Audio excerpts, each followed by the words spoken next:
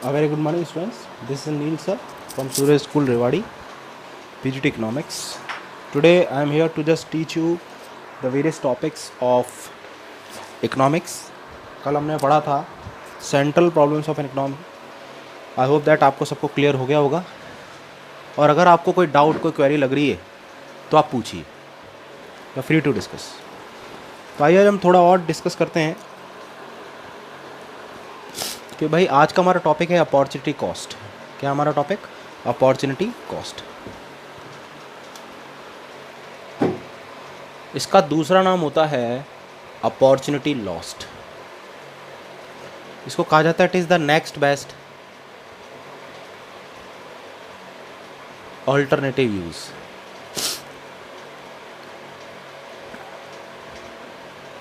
कि मान लो ये दिमाग में बैठा लेना, एक को चीज़ को सेक्रीफाइस करेंगे तो दूसरे को क्या करना है हमको? गेन. एक चीज़ लॉस होगी तो दूसरी होगी गेन. ये दोनों यूनिवर्सल ट्रुथ है, क्योंकि रिसोर्सेज हमारे पास क्या है? सबके पास लिमिटेड है. तो एक को लॉस कर रहे हैं तो दूसरे को क्या होगा? गेन. आगे समझ में ध्यान रखना है चीज़ का. तो यहाँ पर ये चीज़ मैं आपको समझाने की कोशिश कर रहा हूँ कि अपॉर्चुनिटी कॉस्ट को कहा जाता है opportunity lost. It is the next best alternative use. तो एक को लॉस, दूसरे को गेन. मान लो आपके पास मिस्टर ए हैं, वो 72,000 पे काम कर रहे हैं और 65,000 और 70,000 का भी ऑल्टरनेटिव है उनके पास. तो अगर मान लो वो 72,000 पे काम करना चाहते हैं, he is willing to do a work at the rate of 72,000 per month salary, तो उसको सेक्रीफाइस क्या करना पड़ेगा? दिमाग लगाइए. और इसी बात है 70,000 को ही सेक्रीफाइस करना पड़ेगा, क्योंकि ये तो बेस्ट है. समझ में आ रहा ना? इसको क्या करना पड़ेगा उसको? It is the next best alternative. मतलब इसको सेक्रीफाइस करेंगे तभी तो जाके गेन करेंगे. भाई 65 से बेस्ट क्या है? 70 है कि नहीं है? तो इस पे नहीं जाएंगे. ये अपॉर्चुनिटी कॉस्ट नहीं होगी 72,000 काम करने की. फिर से समझ लीजिए, मान लो 72,000 पे वो काम कर रहे हैं या करना चाहते हैं, उनके पास दो ऑप्शन ऑलरेडी अवेलेबल है, 65,000 और 70,000. तो यही ध्यान में रखना, अगर वो उस पर जाना चाहते हैं 72,000 पे, तो उनके लिए सेक्रीफाइस क्या होगा? इससे कंपैरिजन 70,000 ही होगा. ध्यान रखना चीज़. तो इसलिए इसको कहा जाता है it is the next best alternative use, और इसको कहा जाता है अपॉर्चुनिटी लॉस्ट. समझ में आ गया होगा आप लोगों को. तो मान लो एक आपको फादर ने आपको 1,000 रुपये दिए, तो आपका दो ऑप्शन है. या तो आप ट्यूशन फी पे कर दो, या आप क्या करो? पार्टी कर लो. आपका दो ऑप्शन है. You got the two options. या तो आप क्या करेंगे? ट्यूशन फी पे कर देंगे या पार्टी करेंगे. तो अगर आप पार्टी को सेक्रीफाइस कर रहे हैं तो ट्यूशन फी क्या करेंगे? गेन. ऑब्वियस सी बात है. ध्यान रखना चीज़ का. तो हमारे पास ये ध्यान में रखना कि मान लीजिए इनके पास 72,000 पे वो काम करना चाहते हैं, तो उनको ऑलरेडी अवेलेबल तीन ऑप्शन है या दो ऑप्शन है. मान लीजिए 65,000 70,000. मान लो यहाँ पर मैं 71 डाल देता, तो इसको नहीं कर दे, इसको सेक्रीफाइस करना पड़ता, तब जाके उस पर काम करता. ये ध्यान में रखना. तो इसी को कहा जाता है अपॉर्चुनिटी कॉस्ट और अपॉर्चुनिटी लॉस्ट. क्लियर होगा आपको? ठीक है. तो मान लो जैसे फार्मर है कि भाई फार्मर ने क्या किया है, उसको राइस उगाने में और वीट उगाने में, तो राइस उगाने में मान लीजिए उसको 1,000 का प्रॉफिट हो रहा है और वीट उगाने में उसको 2,500 का प्रॉफिट हो रहा है. डिमांड मान लो वीट की सबसे ज़्यादा है, तो उसको क्या करना पड़ेगा? 1,000 को सेक्रीफाइस, 2,500 को गेन. और इसी बात है. तो अपॉर्चुनिटी कॉस्ट क्या हो जाएगी इसकी? 1,000. मान लो 70,000 पे काम कर रहा है और मैंने ऑप्शन हटा दिया, तो उसके बाद दो ऑप्शन है, 65,000 और 70,000. तो वो क्या सेक्रीफाइस करेगा? ऑब्वियसली बात है नेक्स्ट बेस्ट ऑल्टरनेटिव यूज़. तो मतलब उसको 72,000 पे जाना है. नेक्स्ट बेस्ट, यही कह रहा हूँ मैं आपको. तो अगर 70,000 पे जाना है तो उसको कंपैरिजन करना पड़ेगा. तो ये उसके लिए अपॉर्चुनिटी कॉस्ट होगी. द OC विल बी, या opportunity cost will be 70,000 to work at the rate of 70,000 per month salary. Is it clear? देख लीजिए एक बार आप. डेफिनेशन याद रखना. अपॉर्चुनिटी कॉस्ट को बोलते हैं अपॉर्चुनिटी लॉस्ट. अब इसमें एक और नया वर्ड जोड़ूंगा मैं भी, marginal opportunity cost.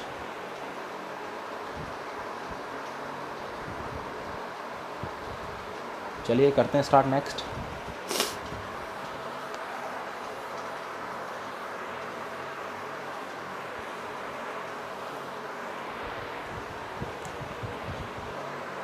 This is marginal opportunity cost. उसी नाम के आगे मैंने एक और नया नाम जोड़ दिया, इसको कहा जाता है the rate of sacrifice.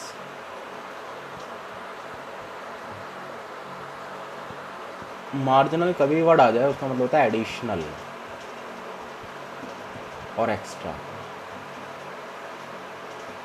Additional और एक्स्ट्रा।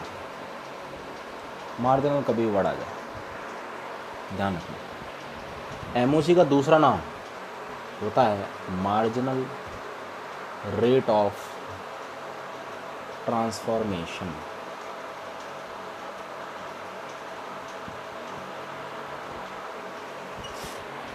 ध्यान रखना चीज़ का। इसका फॉर्मूला बताता हूँ मैं आपको। Loss to Y gain to X और delta Y upon delta X. अभी डेल्टा का मतलब क्या होता है? चेंज। और दिमाग में बिठा लेना, हमेशा ऊपर ही वाई को ही लॉस करेंगे, क्योंकि मान लो वाई को सेक्रीफाइस कर रहा है तभी जाके एक्स को गेन करेगा।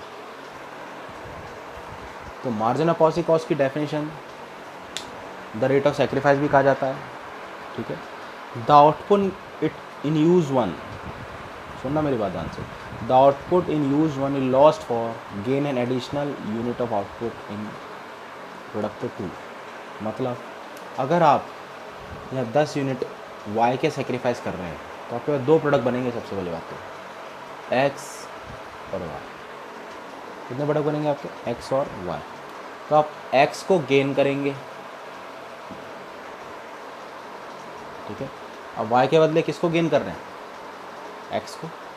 तो यही चीज़ मैं आपको समझाने कर रहा हूँ कि भाई आप सब्स्टिट्यूशन किसका सबसे ज़्यादा कर रहे हैं? वाई की जगह किसका कर रहे हैं? एक्स का। तो एक्स को क्या कर रहे हैं आप? गेन। और वाई को क्या कर रहे हैं आप? सेक्रीफाइस या लॉस। तो इसलिए तो फॉर्मूला बन गया हमारा loss to Y gain to X और delta Y upon delta X. Clear है? तो एमओसी मार्जिनल अपॉर्चुनिटी कॉस्ट की डेफिनेशन फिर में the output in use one lost to gain an additional output या to gain an additional unit in output to. तो मतलब output अगर हम वाई का सेक्रीफाइस कर रहे हैं, सिंपल सी बात है, तो हमको एक्स को क्या करना पड़ेगा? गेन। तो भाई हम लोग वाई को सेक्रीफाइस कर रहे हैं, उसके लिए क्या लगा रहे हैं? एक्स को। तो फॉर्मूला हमेशा ध्यान रखना, दोनों फॉर्मूले यूज होते हैं इसके, loss to Y gain to X, loss to Y gain to X और delta Y upon delta X. के मान लो आप एक चीज़ को सेक्रीफाइस कर रहे हो तो आपको दूसरे को गेन करना है, तो आपको एक को सेक्रीफाइस करना ही पड़ेगा, ये सिंपल सी बात है। तो यहाँ पर ये चीज़ मैं आपको समझा रहा हूँ, एमओसी और एमआरटी दोनों सेम ही बात है। मार्जिनल अपॉर्चुनिटी कॉस्ट को कहा जाता है मार्जिनल रेट ऑफ ट्रांसफॉर्मेशन। तो एमओसी की डेफिनेशन फिर से बता देता हूँ, इसको रेट ऑफ सेक्रीफाइस भी कहा जाता है। Is the loss of output of one commodity say Y. Y में अगर लॉस हो रहा है, मान लो आपके पास वीट है 100 kg, तो आपसे 2 चीज़ बना सकते हैं, सिंपल सी बात है। या तो आप ब्रेड बना लेंगे या बिस्किट्स बनाएंगे। तो मान लो ब्रेड की सबसे ज़्यादा डिमांड है, तो आपको बिस्किट्स को क्या करना पड़ेगा? सेक्रीफाइस। और ब्रेड को क्या करना पड़ेगा? गेन। सिंपल सी बात है। तो ये चीज़ मैं आपको समझा रहा हूँ। मार्जिनल पॉजिटिव कॉस्ट का दूसरा नाम होता है मार्जिनल रेट ऑफ ट्रांसफॉर्मेशन। दोनों सेम बात है इसमें। तो ये चीज़ मैं वापस से बताऊंगा आपको। MOC is the loss of output of one commodity say Y when a unit more of other commodity say X is produced by shifting resources from one good to other from Y to X is called rate of sacrifice. MRT is the rate at which the unit of output of one good are sacrificed to produce one more unit of the other good। Simple सी बात है। MRT को उसको rate of sacrifice भी कहते हैं। तो मान लो आप एक चीज़ सेक्रीफाइस कर रहे हैं, दूसरी चीज़ क्या करेंगे? गेन। ये ध्यान में रखिए बात। क्लियर है यहाँ तक? तो भाई एक को लॉस तो दूसरे को क्या होगा? गेन। सबसे पहला कॉन्सेप्ट ये होगा।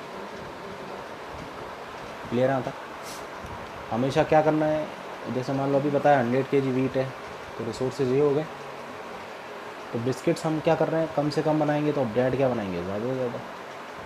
फॉर्मूला ध्यान रखना, loss to Y gain to X, delta Y upon delta X, ये फॉर्मूला हो जाएगा इसका। क्लियर है यहाँ तक आपको? देख लीजिए एक बार, फिर से डेफिनेशन बता देता हूँ। एक ऐसी रेट होती है, आप एमओसी को ये कहा जाता है कि एक ऐसी रेट जहाँ पर आप सबसे ज़्यादा एडिशनल यूनिट किसके बनाना चाहते हैं, एक्स के।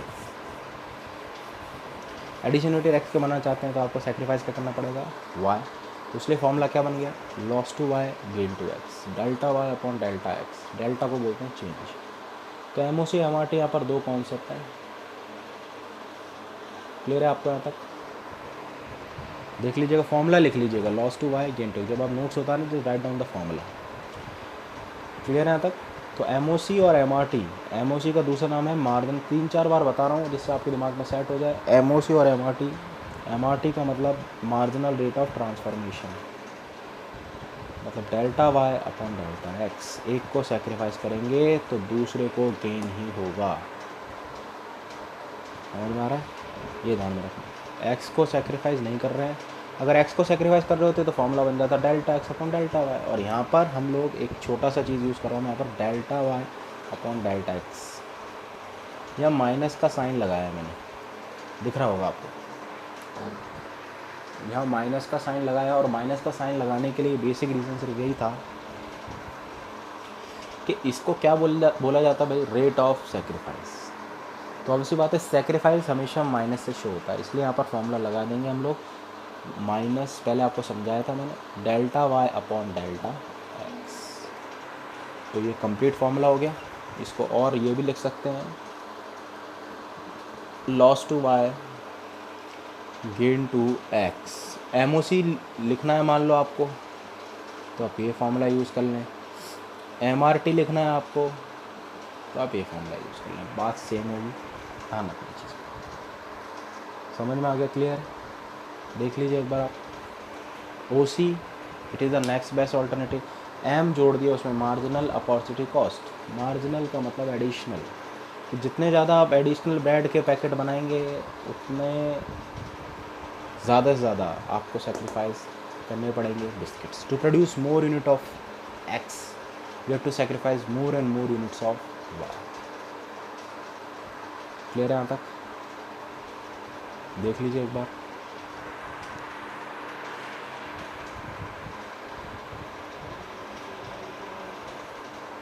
तो अपॉर्चुनिटी कॉस्ट और मार्जिनल अपॉर्चुनिटी कॉस्ट हमने दो चीज़ समझाई है आपको। अपॉर्चुनिटी कॉस्ट का मतलब क्या होता है भैया, it is the next best alternative use. Keep all such thing in your mind. बहुत सिंपल सी चीज़ है, बस थोड़ा दिमाग लगाना पड़ेगा। उसके बाद हमने पढ़ा है, आपको एक नया वर्ड जोड़ दिया इसमें, मार्जिनल।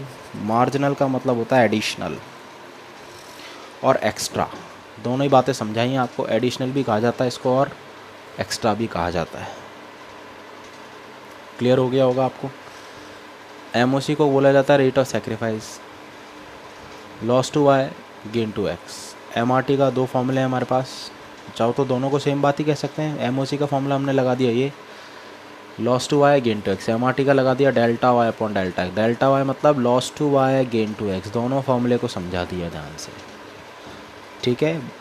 बीट के एग्जाम्पल को आप ध्यान से कर सकते हैं। You could keep also in your mind कि if you want to produce bread और बिस्किट्स, इट्स योर चॉइस, क्योंकि मेन प्रोडक्ट क्या है इसका, वीट। रिसोर्सेज लिमिटेड है हमारे पास, तो आप बिस्किट्स बनाए, तो अब मान लीजिए आपने बिस्किट ज़्यादा बना दिए तो आपको ब्रेड भी ज़्यादा से ज़्यादा सेक्रीफाइस करनी पड़ेगी, क्योंकि सारा खेल के क्या होता है, डिमांड का ही होता है। क्लियर है यहाँ तक? चलिए लिख लीजिएगा सारे फॉर्मूले ध्यान से।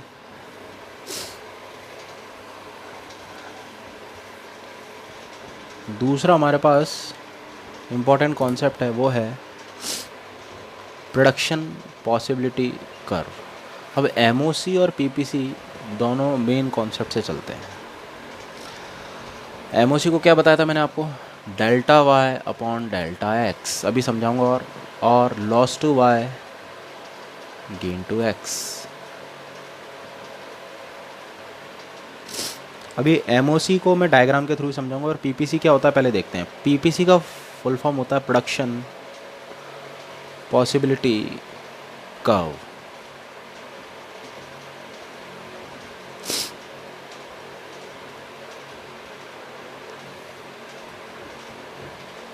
आपको क्लियर नज़र आ जाएगा। और लास्ट का चेंज करते हैं, इसको प्रोडक्शन पॉसिबिलिटी फ्रंटियर भी बोलते हैं और प्रोडक्शन पॉसिबिलिटी बाउंड्री बोलते हैं। दो दो तीन तीन नाम बता रहा हूँ हर चीज़ के, जिससे आपको क्लियर हो जाए, ठीक है। इसको बोला जाता है ट्रांसफॉर्मेशन कर्व, और भी इसके नाम हैं।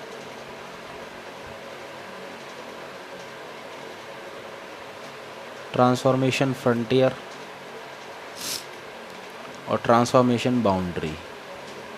तो गलती मत करना, एमओसी के भी नाम बता दिए। दूसरा नाम क्या होता है? MRT, marginal rate of transfer में नाम ही बता रहा है, एडिशनल जितना ज़्यादा प्रोड्यूस करना है बिस्किट्स, तो ब्रेड को उससे ज़्यादा ज़्यादा सेक्रीफाइस करना ही पड़ेगा। क्लियर है? देख लीजिए दोनों एक बार नाम।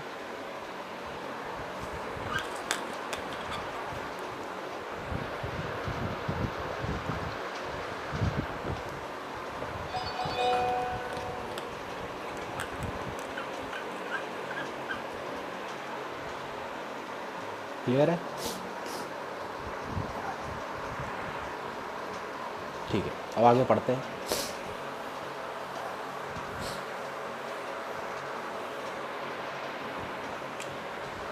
ये एक ऐसा कर्व होता है, the curve on which production of two goods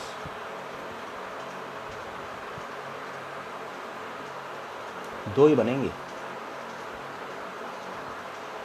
the curve on the production of two goods, ठीक है, produce in an economy,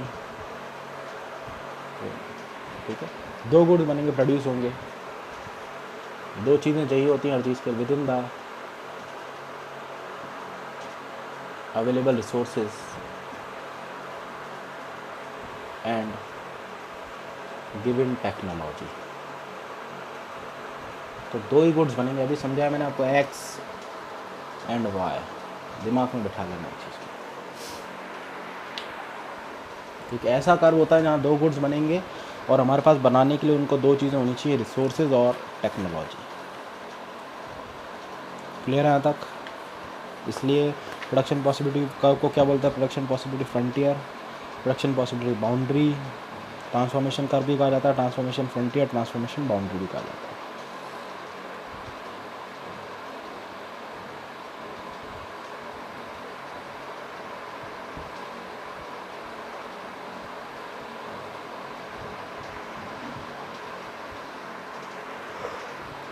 clear है यहाँ तक? ग्राफिकल प्रेजेंटेशन होता है सबसे पहली बात, कर्व को हमेशा ग्राफ पे बनाते हैं जिसमें दो गुड्स बनेंगे, ठीक है, रिसोर्सेज और टेक्नोलॉजी का दोनों का कॉम्बिनेशन होगा। क्लियर हो गया होगा? एक बार आप देख लीजिए चीज़ों को किस तरह से मैंने यहाँ पर इसको यूज़ किया है।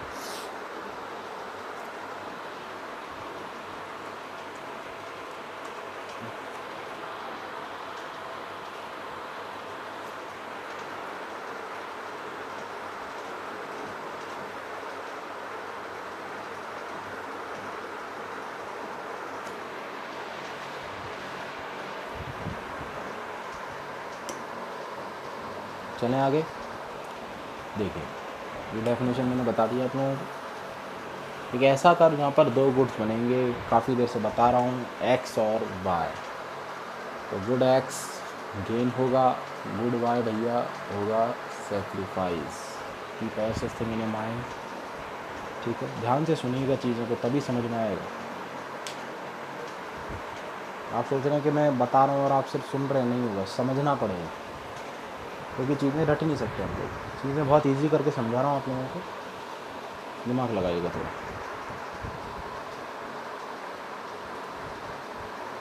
चलें आगे स्टार्ट करें। ओसी पढ़ा दिया, एमओसी पढ़ा दिया, पीपीसी नाम बता दिए तीनों चीज़ों के नए नए। अब देखिए इसको समझने का तरीका देखते हैं। पीपीसी कर्व बनाने जा रहा हूँ, ध्यान से सुनिएगा, इसको उतार लीजिएगा अपने नोट्स में। गुड वाई आएगा, एक्स आएगा, वही सिंपल चीज़ है। यहाँ पर हम लोग लेंगे एक्स, जो आप इतने टाइम से पढ़ते आ रहे हैं, वाई साइड। एक ऐसा कर्व होता है, डेफिनेशन फिर से दोहरा देता हूँ, the curve on which combination of two goods produce with in the given resources and available technology. Resources और टेक्नोलॉजी दो कॉन्सेप्ट होंगे, उसी के बेसिस पे बात बनेगी। अब देखिए ये जो लाइन होती है ना, इसको बोलते हैं हम लोग फ्रंटियर है, बाउंड्री बताया था मैंने आपको। प्रोडक्शन कॉस्ट कर्व भी यही होता है, फ्रंटियर बाउंड्री इसी को कहा जाएगा। देखो ध्यान से, यहाँ पर क्या होता है, मान लो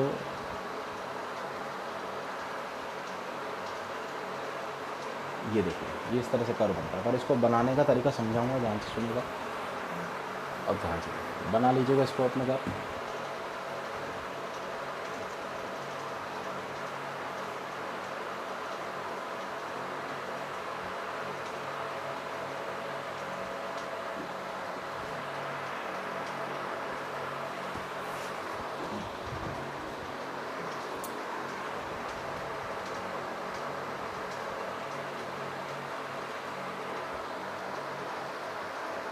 पता ही होगा आपको ये क्या होता है, फॉर्मूला याद होगा, delta Y upon delta x.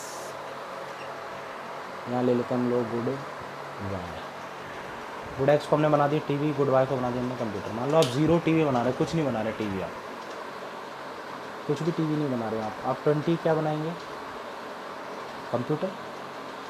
Simple सी बात है, कुछ रिसोर्सेज टीवी के आप किस में डाल देंगे, कंप्यूटर में, क्योंकि रिसोर्स लिमिटेड है।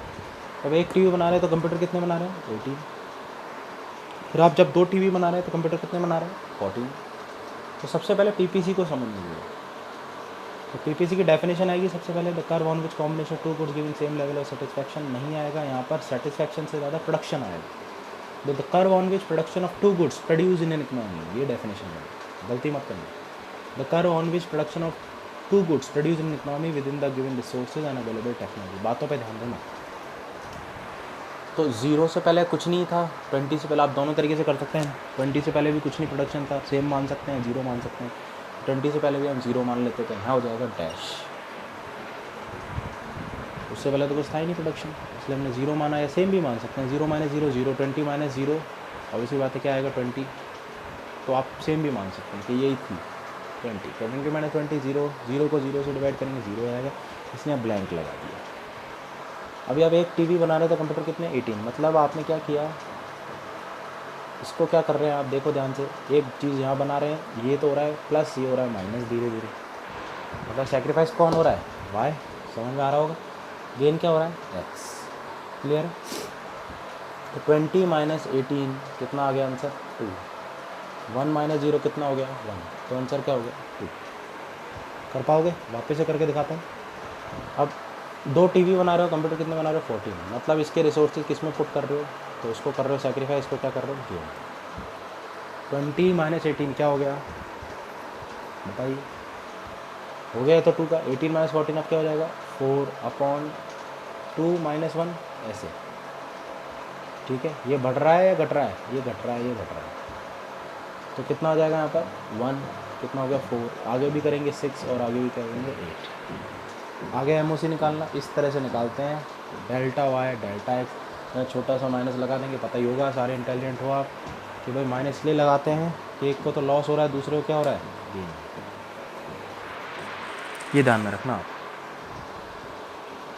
क्लियर है। अब ये देखो एमओसी बढ़ रही है, घट रही है, बढ़ रही है, 2 4 6 8। ठीक है,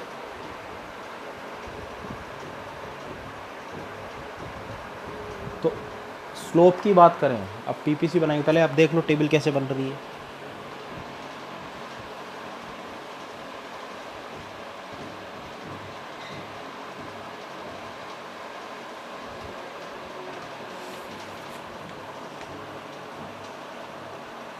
पहले टेबल देखो कैसे बनाई है, मैं आपको टाइम दे रहा हूँ।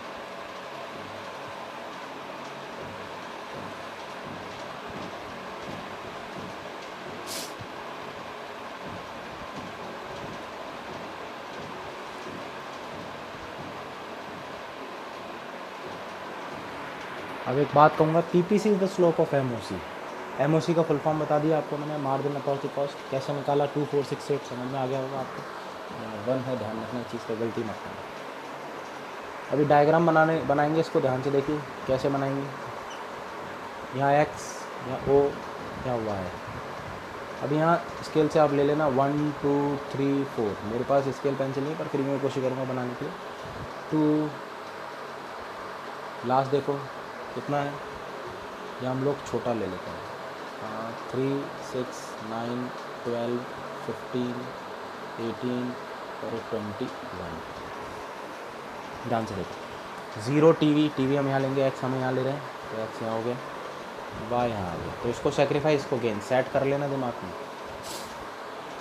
0 टीवी तो कंप्यूटर कितने हैं भैया, 15 18 20, ये लीजिए यहाँ बना दिए। 1 हमारे पास टीवी है, गेन कर रहे हैं।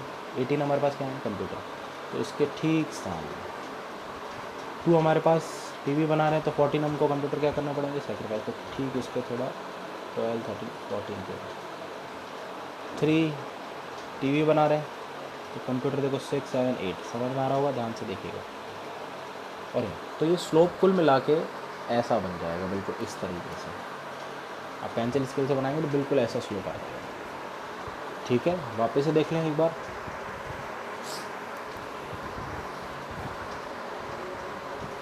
यहाँ एक्स, यहाँ y, तो वो ये प्लॉट करना है आपको।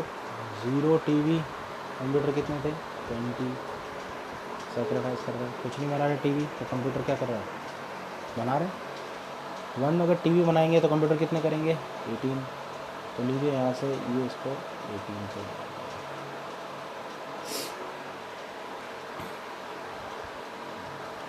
2 हमारे पास क्या है, टीवी बना रहे हैं आप लोग, तो कंप्यूटर क्या हो जाएंगे, 14 मिला के आ जाएगा। ये सारे जोड़ते चले जाएंगे। 3 पे 8,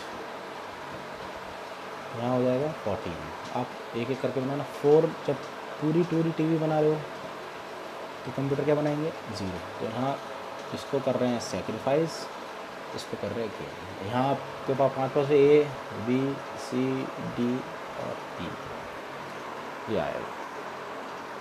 क्लियर है यहाँ तक, आया समझ में, ये ध्यान में रखना।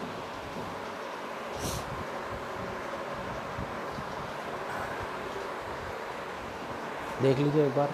अब आइए PPC, यहाँ पर बन रहा है कनकेव। सबसे पहले PPC की डेफिनेशन आ जाएगी, उसको स्केड्यूल आएगा, अजम्पशन में बता देता हूँ, उसके 2 ही लिख लीजिए आप। टेक्नोलॉजी, जो तकनीक है, टेक्नोलॉजी है, वो क्या रहेगी, अनचेंज्ड। ठीक है, टेक्नोलॉजी अनचेंज रहेगी। दूसरी चीज़ मैंने आपको बताई थी, रिसोर्सेज फिक्स्ड भी होंगे। एक बार जो रिसोर्सेज ला दिए वो बार बार चेंज नहीं होंगे। एंड फुल्ली यूटिलाइज होना चाहिए, फुल, इसको सेट कर लेना। दूसरी चीज़ को दिमाग में, फुलर यूटिलाइजेशन, पूरा यूज़ होना चाहिए, वेस्ट कम से कम। तो रिसोर्सेज की तो वैसी कमी है हमारे पास, तो यहाँ पर क्या आ गया हमारे पास, गुड वाई, और यहाँ पर क्या हो गया, गुड एक्स। समझते हैं इसको, MOC देखिए, एक ही समझा रहा हूँ। 0 से 1 एक टीवी बना रहे हैं, देखो आप, कंप्यूटर 20 से 18, तो डेल्टा वाई कितना आ गया, दिमाग लगाओ, लॉस कितना हो गया वाई को, 2 का। 2 से 1 एक, वही पहले 1 था, अब कितना हो गया, 2, तो इसको गेन कर रहे हैं, तो क्या हो गया, डेल्टा एक्स कितना आ गया, 1। फॉर्मूला लगाओ, delta Y upon delta X, यहाँ माइनस हो जाएगा 2/1, इस तरह से प्रूव करोगे। ये कनकेव है, ऐसे होता है कनकेव, क्योंकि इकोनॉमी हमेशा आगे ये होता है कन्वेक्स। ठीक है, क्लियर है यहाँ तक, आ रहा है समझ में।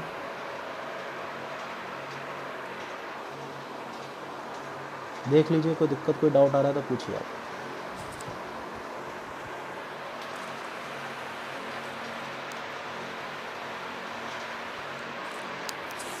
कनकेव कन्वेक्स का ध्यान रखना। PPC का जो स्लोप है वो कनकेव है, तो ये तो अजम्पशन है, ये हम मान के चल रहे हैं। अजम्पशन का बहुत इंपॉर्टेंट रोल होता है इकोनॉमी में, और इकोनॉमिक्स में बहुत इंपॉर्टेंट। अजम्पशन मतलब टेक्नोलॉजी रिमेन्स कांस्टेंट, या अनचेंज, रिसोर्सेज फिक्स्ड हैं और फुलर यूटिलाइजेशन रहेगा। अभी ये कनकेव बना क्यों? क्योंकि एमओसी बढ़ रही है। If MOC increases PPC is concave. ध्यान रखना इसमें, एमओसी बढ़ रही है ना, अभी घट रही होती तो कन्वेक्स बन जाता। ऐसे 3 शेप होते हैं, कनकेव, कन्वेक्स और स्ट्रेट लाइन। हम लोग कनकेव पे करेंगे, इकोनॉमी हमेशा आगे जाती है। प्रोडक्शन आगे बढ़ाएंगे ना, कम तो करेंगे नहीं, तो एमओसी बढ़ेगी, पीपीसी कनकेव होगा। क्लियर है? तो पहला चीज़ आपको करनी है डेफिनेशन, तो मैंने आपको बता दी। The curve on which combination of 2 goods produced with in the given resource in available technology. फिर अजम्पशन आ जाएंगे, लिख दिया technology unchanged resources fixed, notes में भेज दूँगा आपको। उसके बाद टेबल बनेगी, एमओसी कैसे निकालिए, तीसरा स्टेप ये हो गया। सुनिएगा ध्यान से बात को, तीसरा स्टेप ये हो गया। चौथा, पीपीसी का शेप देखें कैसा बना है, कनकेव। अब क्यों बना है पीपीसी इस कनकेव, क्यों बना है? इसके बाद हम कैरेक्टरिस्टिक्स करेंगे, ठीक है। पीपीसी कनकेव क्यों बना है? पहली बात तो एमओसी बढ़ रही है या एमआरटी बढ़ रही है, दिख रहा होगा। सिंपल से सिंपल चीज़ भी समझ में आ रही होगी, दिमाग लगाना ही पड़ेगा थोड़ा सा। वाई और एक्स, ठीक है। पहला question, why PPC is concave in shape, why PPC is concave. Question में आंसर होगा, देख लीजिए आप, एमओसी बढ़ती है या एमआरटी बढ़ती है। एमओसी इज इंक्रीजिंग, देख लीजिए बात, क्लियर है?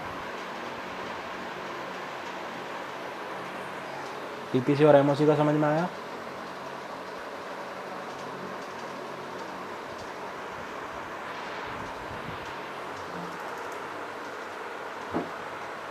देख लीजिए आप एक बार।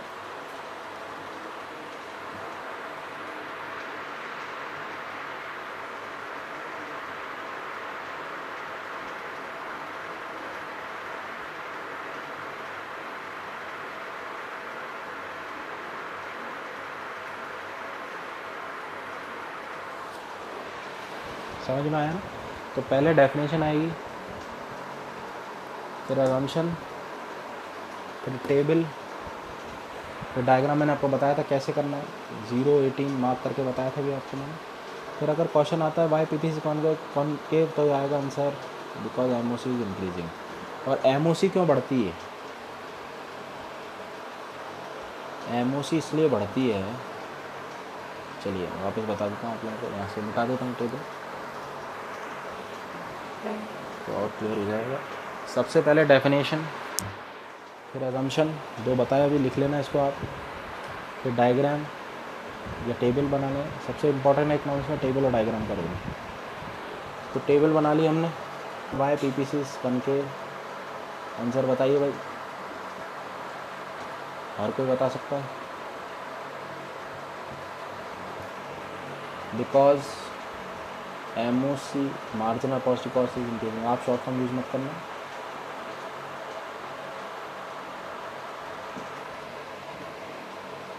ठीक है? क्लियर है यहाँ तक? एमओसी क्यों बढ़ती है? वाई, हर एक के पीछे क्वेश्चन मार्क होता है। MOC increase Y to gain more and more, लिख लेना इसको, यूनिट्स ऑफ एक्स। टेबल देख लीजिएगा आप। वी हैव टू, या producer have to sacrifice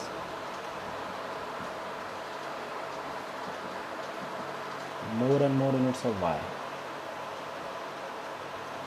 gain और सेक्रीफाइस।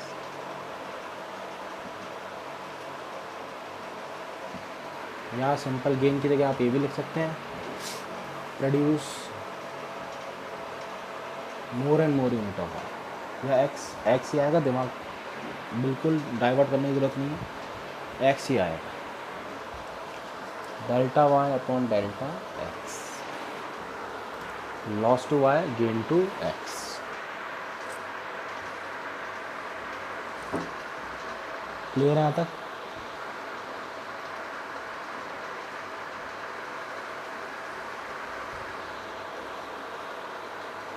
ध्यान रखना, गलती मत करना। समझ में आ गया? पीपीसी का शेप देख लीजिए कैसा आता है, कनकेव। ये कनकेव होता है, इसलिए यहाँ पर भी। और कनकेव क्यों होता है? क्योंकि एमओसी बढ़ती है, अभी बताया था आपको मैंने, 2 4 6 8 ऐसे ही चलता रहे, 10 12, मतलब ज़्यादा से ज़्यादा किसके यूनिट बना रहे हो आप एक्स के, तो आपको ज़्यादा से ज़्यादा सेक्रीफाइस किसके करने पड़ेंगे, वाई के। ये ध्यान में रखना। प्रोडक्शन पॉसिबिलिटी कर, production possibility frontier, production possibility boundary.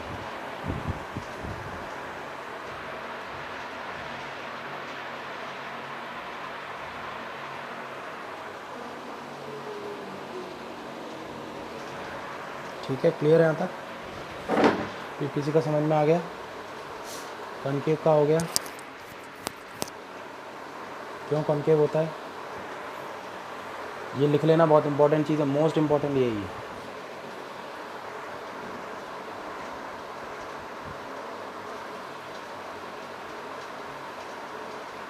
Clear है?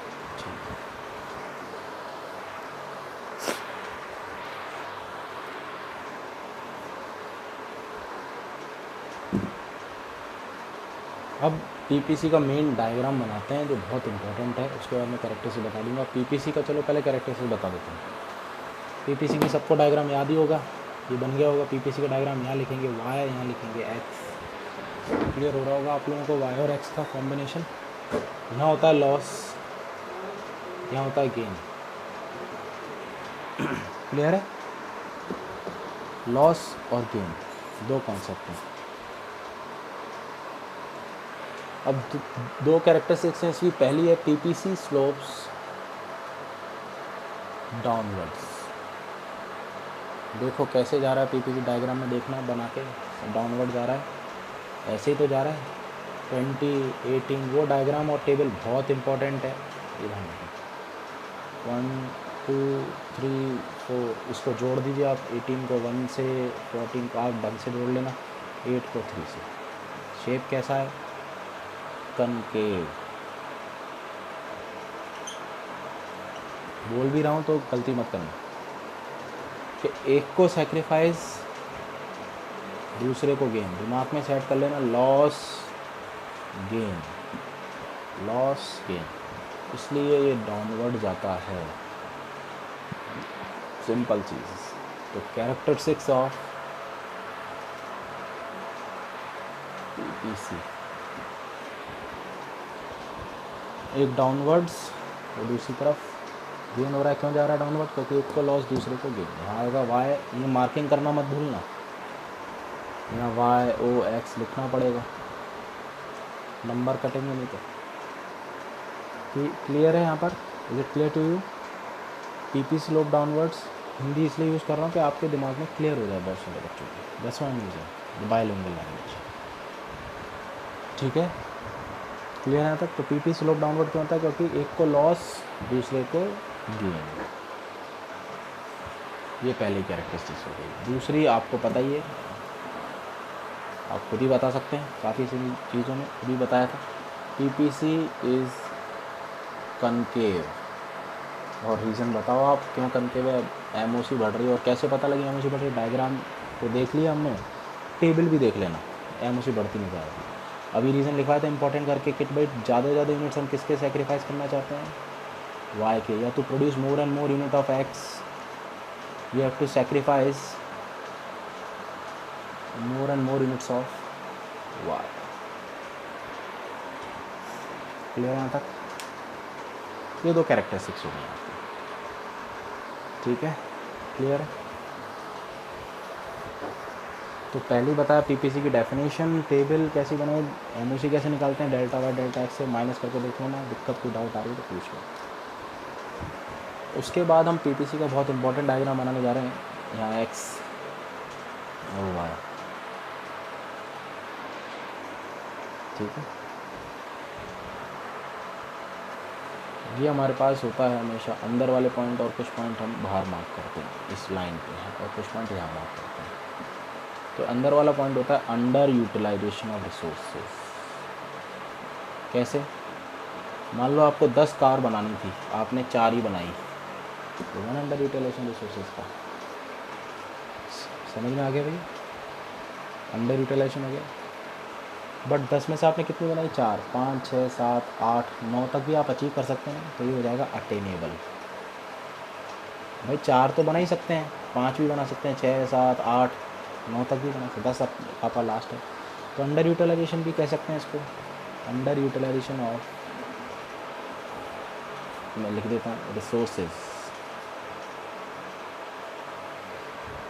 और इसको क्या बोलते हैं, अटेनेबल, अचीव भी कर सकते हैं। पीपीसी के अंदर वाली जितना भी एरिया वो अटेनेबल ही होता है, ये सारा क्लियर है। फिर से चलिए, जगह 10 कार बना सकते हैं, 4 ही बनाई, अंडर भी कह सकते हैं इसको, ठीक है। इनएफिशिएंट यूटिलाइजेशन ऑफ रिसोर्सेज, हमने रिसोर्सेज का पूरा यूज़ किया ही नहीं।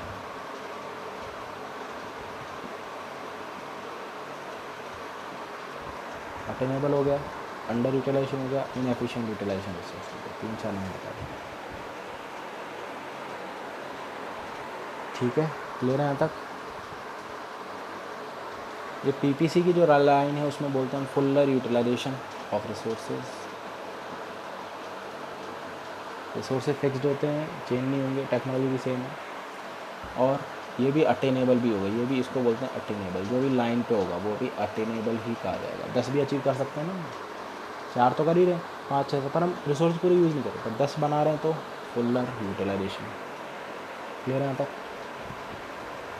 और एफिशिएंट यूटिलाइजेशन ऑफ रिसोर्सेज, किसी भी नाम से आना जा सकता है, इसको आपको याद रखना पड़ेगा। अटेनेबल, अंडर, इनएफिशिएंट भी कहा जाता है, ऑफ रिसोर्सेज। अभी कुछ पॉइंट यहाँ भी हैं, 11, 12, 13, 14, ये सारे, ये हैं ग्रोथ ऑफ रिसोर्सेज। मान लो आपने रिसोर्सेज बढ़ा दिए, जैसे स्टीम इंजन चला गया, ग्रोथ ऑफ रिसोर्सेज, डायग्राम समझ लेना सारा। 12, 13, 14 भी कह सकते हैं हम लोग, जा सकते हैं, पर एक चीज़ें हैं अचीव नहीं कर सकते। हमारे इंडिया में अभी भी बुलेट ट्रेन हर जगह तो आई नहीं है, पर जापान में तो आ गई। जापान में तो 11 का ही प्रोडक्शन, उससे 12, 13, 14 समझ में आ रहा होगा। वापस समझा रहा हूँ, यहाँ good Y, good x,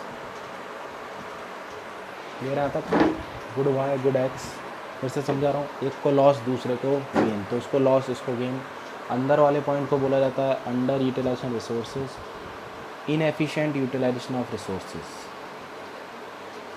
resources हमने सही तरह से यूज़ नहीं किए जितना हमें, जैसे मान लो मैं 10 घंटे पढ़ना चाहिए, हम 4 घंटे ही पढ़ रहे हैं, और 5 भी तो पढ़ सकते हैं, 6, 7, 8, 9, तो ये सारा अटेनेबल ही है, इसको भी अटेनेबल या फीजेबल भी कह सकते हैं इसको। सारे नाम बता दिए, लिख लेना अलग से कॉपी में। क्लियर है।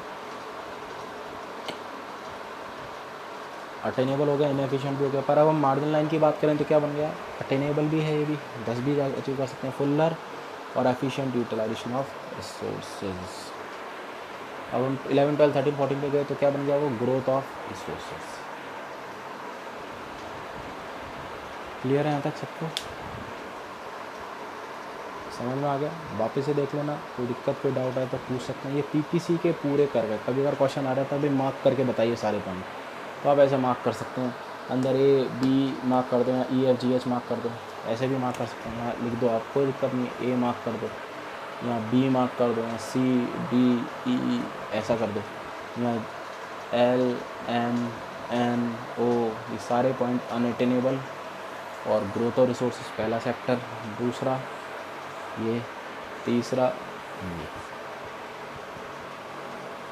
मैम इसमें एक एक चीज़ बतानी पड़ती है, इसलिए थोड़ा डायग्रामेटिक से बिना नहीं समझ सकते आप। क्लियर यहाँ तक, ध्यान रखना है चीज़ का।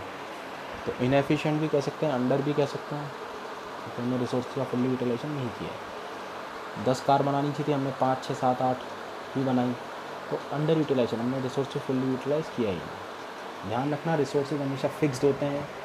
एक बार तो जैसे घर में होता है ना भाई, एक बार ही खर्चा कर लो, बार बार हम खर्चा नहीं करवा सकते। ये चीज़ बोले एक बार ही कार खरीद लो, ये टेक्नोलॉजी हो गई, जो सी टेक्नोलॉजी के आपके हमारे जितना पैसा उस हिसाब से, जैसे इंडिया में रिसोर्सेज फिक्स हैं, टेक्नोलॉजी क्या है, कांस्टेंट है।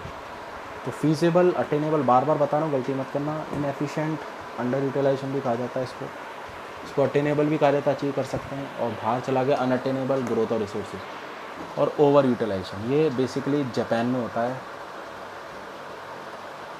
Over utilization of resources. Clear है यहाँ तक? ठीक है, किसी को डाउट, कोई क्वेरी? तो आज हमने अपॉर्चुनिटी कॉस्ट पढ़ा, मार्जिन अपॉर्चुनिटी कॉस्ट पढ़ा, पीपीसी पढ़ा, पीपीसी क्यों स्लोप करता है डाउनवर्ड्स, सारी चीज़ें पढ़ी हमने। क्लियर हो रहा होगा आपको सबको? ठीक है, that's all for today, thank you very much.